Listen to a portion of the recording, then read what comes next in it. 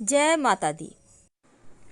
नवरात्र के 5वें दिन माँ स्कंद माता की पूजा की जाती है और स्कंद माता की पूजा करने से आपका गुरु यानी बृहस्पति ग्रह मजबूत होता है।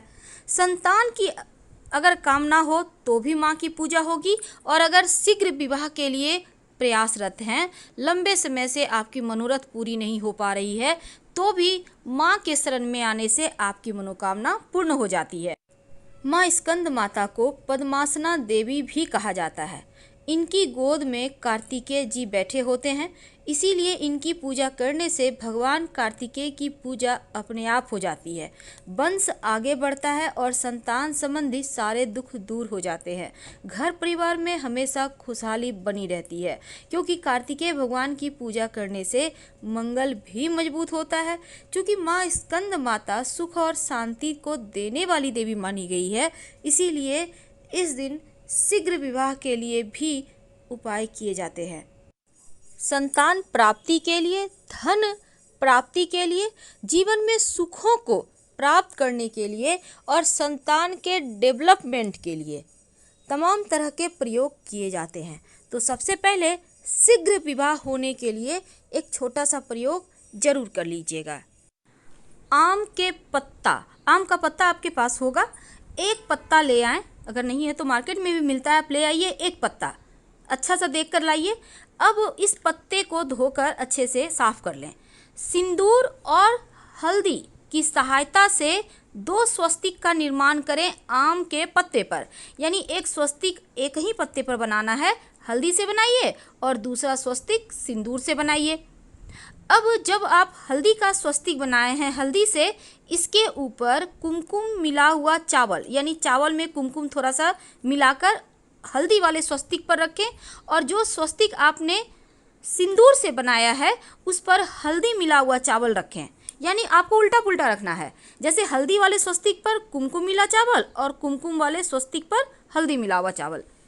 अब ये प्रयोग सिर्फ नवरात्र के 5वें दिन ही होगा। एक ही पत्ते पर 2 स्वस्तिक बनेंगे, और एक हल्दी का और दूसरा सिंदूर का। अब इस स्वस्तिक वाले जो आम का पत्ता है, जो बच्चे विवाह के योग्य हैं, लड़का हैं लड़की हैं जिनका विवाह नहीं हो पा रहा है, उनके दोनों हथेलियों पर उसको रखें और उनको बोलिए अपना नाम और अपने गोत्र का नाम लेंगे। इसके बाद इस पत्ते को वो चाहे तो स्वयं या कोई भी व्यक्ति यानी आपके घर का कोई भी सदस्य ले जाकर नीम के पेड़ के नीचे इस पत्ते को रख दीजिए।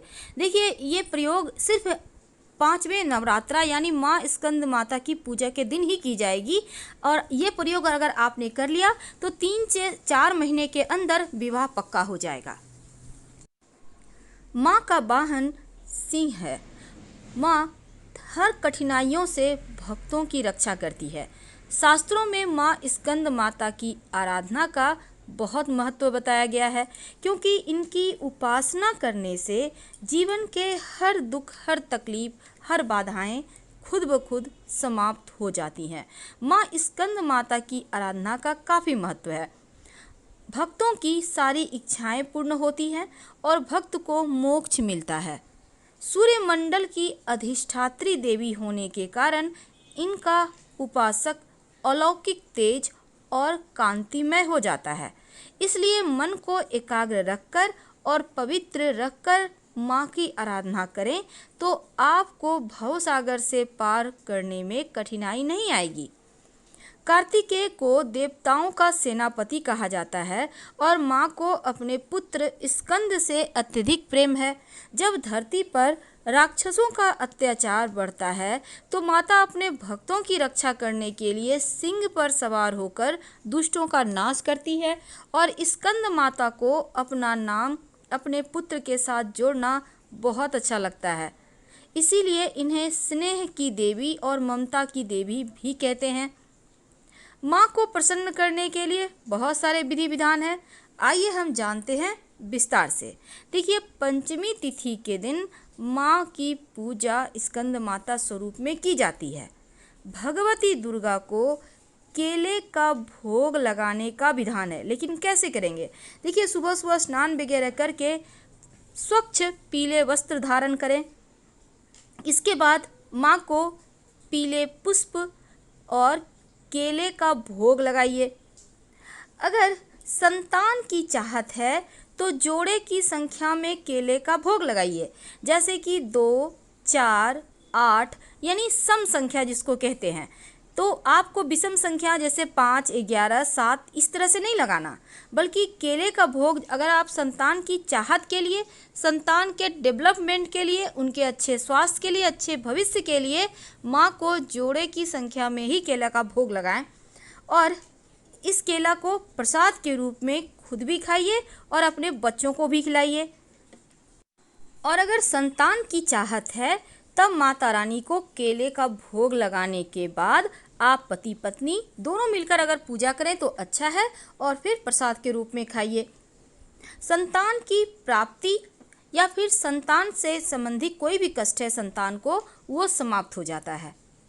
और माँ की आराधना करने से बृहस्पति संबंधी समस्या भी दूर होता है, क्योंकि माँ का संबंध बृहस्पति नामक ग्रह से है। तो अगर आप गुरु को बेहतर करना चाहते हैं तो माँ को पीला पुष्प और पीले फल जरूर अर्पित करें। पीला फल आप कोई भी अर्पित कर सकते हैं, पर सर्वोत्तम होगा कि आप केला ही अर्पित करें। और जब भी पूजा कीजिएगा माँ का पीला कपड़ा पहनकर। माँ का मंत्र है, जो मंत्र आप जपें तो संतान की प्राप्ति के लिए, संतान की अगर आपको चाहत है तो माँ का ये मंत्र अमोघ माना जाता है। इस मंत्र का जप करने से आपका गुरु भी मजबूत होता है और संतान की प्राप्ति भी सरलता से होती है। और वो मंत्र है ओम ह्रीं नमः, ओम ह्रीं नमः। इस मंत्र को कम से कम 108 बार जप कीजिए और इसके बाद प्रार्थना कीजिए संतान की प्राप्ति के लिए। यकीन मानिए आपकी प्रार्थना स्वीकार होगी। अब चूंकि नवरात्र के 5वें दिन माँ स्कंद माता को केले का भोग लगाकर सबको प्रसाद के रूप में खाना है, लेकिन अब एक ऐसा मंत्र जो संतान की प्राप्ति सरलता से करवाने में सहायक होता है। और ये मंत्र आपको 5वें नवरात्रा यानी माँ स्कंद की पूजा करने के बाद वहीं पर बैठकर आप अपने घर के पूजा स्थान पर ही इस मंत्र का जप कर सकते हैं।